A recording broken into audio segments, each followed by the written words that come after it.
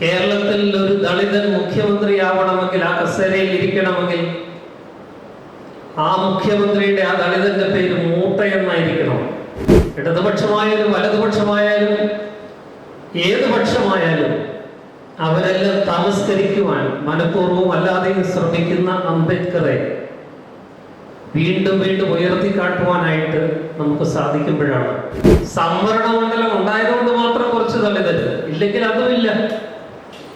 ഇനി സംവരണ മണ്ഡലങ്ങളിൽ ജയിച്ചു വരുന്നവരല്ല, പേരിന് ദളിതരാ, പക്ഷെ അവരെല്ലാം രാഷ്ട്രീയ പാർട്ടികളിലെ ദളിതരാണ്.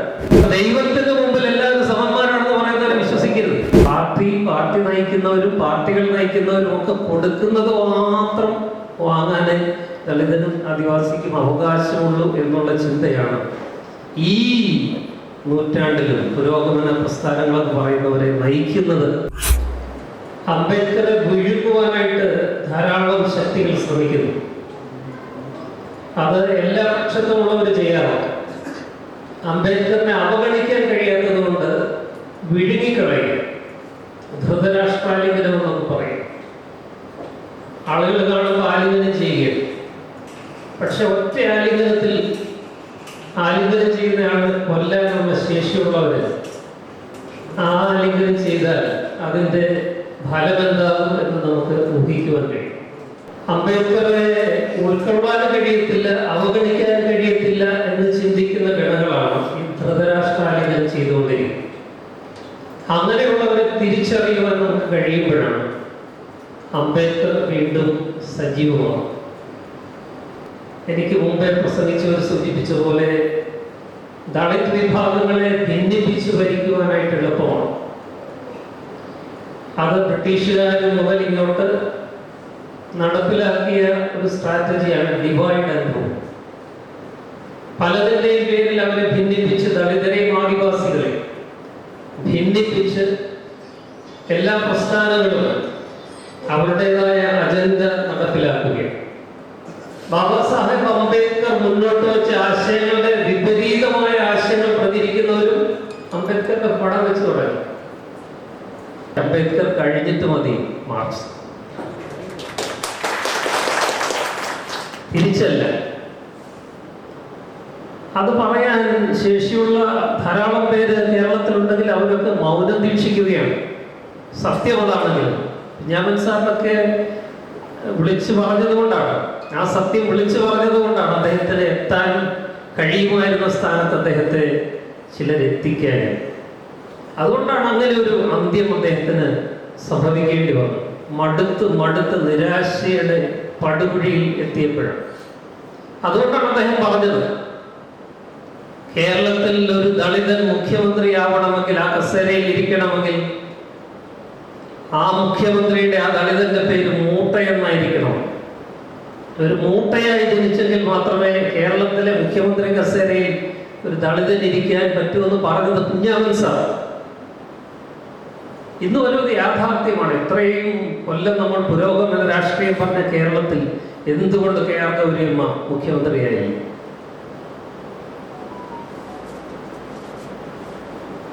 എന്തുകൊണ്ടിന്നും അതൊരു സാധ്യതയല്ലാതായി നിൽക്കും. ഇതിന്റെ എല്ലാം പിറകില് ഇടതുപക്ഷമായാലും വലതുപക്ഷമായാലും ഏത് പക്ഷമായാലും അവരെല്ലാം തമസ്കരിക്കുവാൻ മനഃപൂർവ്വം അല്ലാതെയും ശ്രമിക്കുന്ന അംബേദ്കറെ വീണ്ടും വീണ്ടും ഉയർത്തിക്കാട്ടുവാനായിട്ട് നമുക്ക് സാധിക്കുമ്പോഴാണ് അദ്ദേഹത്തിന്റെ ജയന്തി ഇപ്പൊ നമ്മൾ തെരഞ്ഞെടുപ്പിനെ നേരിടാൻ പോവുകയാണ്.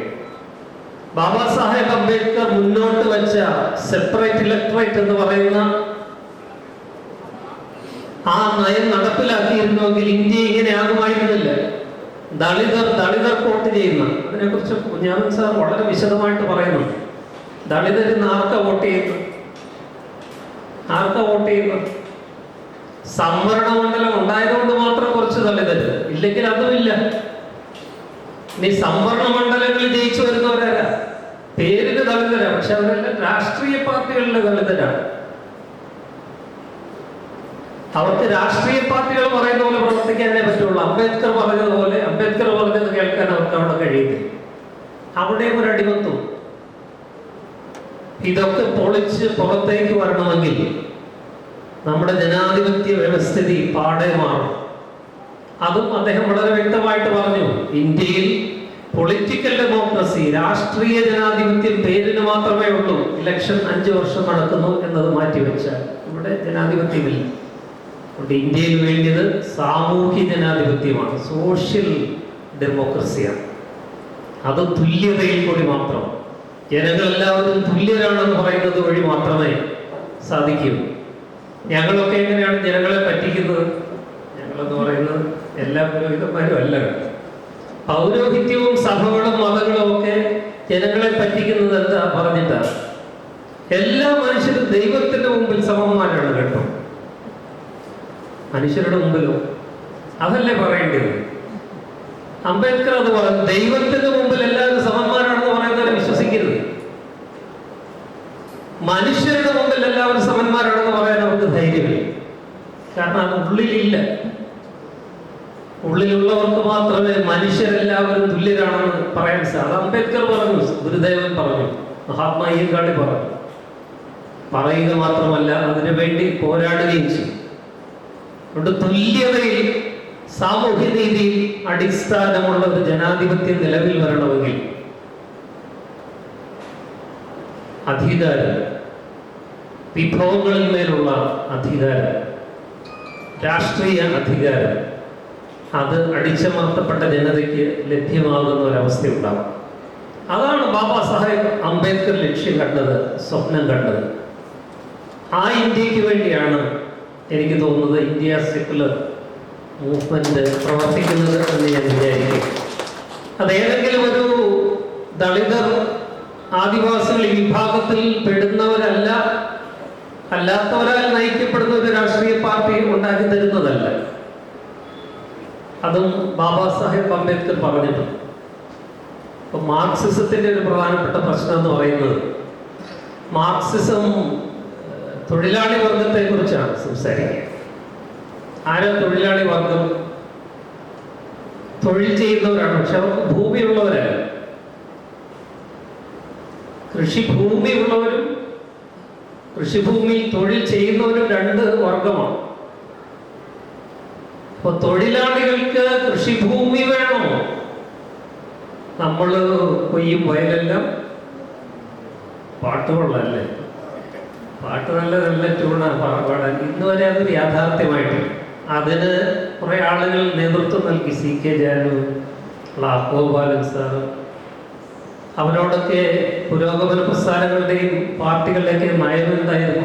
തല്ലിക്കൊല്ലാനും അടിച്ചമർത്താനും ശ്രമിക്കുകയായിരുന്നു. കാരണം കൃഷിഭൂമി ഉൾപ്പെടെയുള്ള വിഭവങ്ങളുടെ മേൽ അധികാരം ദളിതരും ആദിവാസികളും എടുത്തുകൂടാ. അപ്പോൾ പിന്നെ നമ്മുടെ ആവശ്യമില്ലാതെ വരും, പാർട്ടിയുടെയും പാർട്ടി നയിക്കുന്നവരുടെയും ആവശ്യമില്ലാതെ. പാർട്ടി നയിക്കുന്നവരും പാർട്ടികൾ നയിക്കുന്നവരും ഒക്കെ കൊടുക്കുന്നത് മാത്രം വാങ്ങാനേ ദളിതനും ആദിവാസിക്കും അവകാശമുള്ളൂ എന്നുള്ള ചിന്തയാണ് ഈ നൂറ്റാണ്ടിലും പുരോഗമന പ്രസ്ഥാനങ്ങളെന്ന് പറയുന്നവരെ നയിക്കുന്നത് എന്നുള്ളത് പലപ്പോഴും തിരിച്ചറിയാൻ കഴിയാത്തൊരു യാഥാർത്ഥ്യമായിട്ട് മാറി, മൂടി വയ്ക്കപ്പെട്ടൊരു യാഥാർത്ഥ്യമായിട്ട് മാറുകയാണ്. അങ്ങനെ ഒരു അടിമത്തം ഇന്നും രാഷ്ട്രീയമായി നമ്മുടെ കേരളത്തിൽ ഉൾപ്പെടെ നിലനിൽക്കുകയാണ്. അതുകൊണ്ടാണ് അംബേദ്കർ പറയുന്നത്. അംബേദ്കർ പറഞ്ഞു കൃത്യമായിട്ട് അദ്ദേഹത്തിന്റെ എഴുത്തുകളിൽ, കൃഷിഭൂമി, ഭൂമിമേലുള്ള അവകാശം ദളിതർ പ്രാപിക്കുന്നത് വരെ എന്റെ സമരം അവസാനിക്കുന്നില്ല. കാരണം അദ്ദേഹത്തിന് അറിയാം, കൃഷിഭൂമിയും ഭൂമിയുടെ മേലുള്ള അവകാശം എന്ന് പറയുന്നത് രാഷ്ട്രീയ അധികാരത്തിലേക്കുള്ള നടന്നുകയറ്റമാണ്. അതുകൊണ്ടാണ് ഭൂമിക്ക് വേണ്ടിയുള്ള സമരങ്ങളൊക്കെ അടിച്ചമർത്തപ്പെടും. നമ്മൾ കുത്തങ്ങയിൽ കണ്ടു, ചെങ്ങറയിൽ കണ്ടു, അരീപ്പയിൽ കണ്ടു. എവിടെയൊക്കെ ദളിതർ ഭൂമിക്ക് വേണ്ടി സമരം നടത്തിയിട്ടുണ്ടോ അതെല്ലാം അടിച്ചമർത്തപ്പെടും. അല്ലെങ്കിൽ ചില പ്രസ്ഥാനങ്ങൾ അതിന് നേതൃത്വം നൽകി ചില ഒത്തുതീർപ്പുകൾ ഉണ്ടാക്കി അതങ്ങ് അവസാനിപ്പിച്ചു. ഇവിടെയൊക്കെയാണ് അംബേദ്കറെ വീണ്ടും നാം തിരിച്ചു വിളിക്കേണ്ടത്. അദ്ദേഹം മുന്നോട്ട് കണ്ട ഇന്ത്യ സൗജന്യങ്ങളുടെ ഇന്ത്യയല്ല. അദ്ദേഹം ലക്ഷ്യം കണ്ട ഇന്ത്യ എന്ന് പറയുന്ന സാമൂഹ്യ നീതിയിൽ ദളിതർക്കും ആദിവാസികൾക്കും അവരിലെ സ്ത്രീകൾക്കും ഒരു സമൂഹത്തിന്റെ വികസനം ഞാൻ അളക്കുന്ന പ്രധാനപ്പെട്ട തോത് സ്ത്രീകളുടെ ഡിഗ്നിറ്റിയാണ്, അന്തസ്സ എന്ന് പറഞ്ഞത് അംബേദ്കർ.